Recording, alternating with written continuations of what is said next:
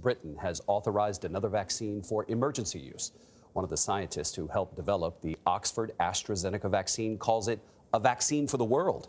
It is likely to be approved in the U.S. sometime next year. Charlie D'Agata is in London this morning. How is the news being received there, Charlie? David, it has been hailed as a vaccine that will transform the fight against COVID, a global game changer, and not a minute too soon in a country and a world under siege.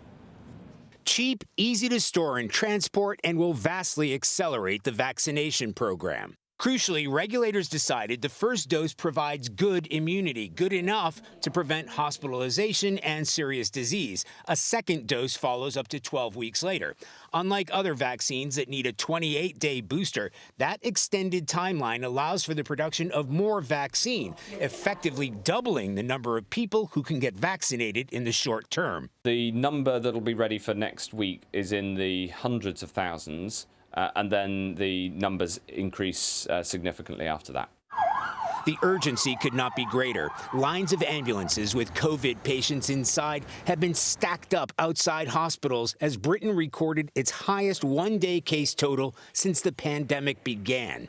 Unlike the Pfizer-BioNTech vaccine currently administered here, the Oxford-AstraZeneca vaccine never needs to be kept at deep freeze temperatures, making it easier to administer in mass vaccination centers. Not just in the UK, but eventually around the globe. Now, the United States has put $1.2 billion behind this vaccine in exchange for at least 300 million doses. The question now is whether the FDA speeds up their own approval process after the decision's made here. Adriana? Charlie D'Agata in London, thank you.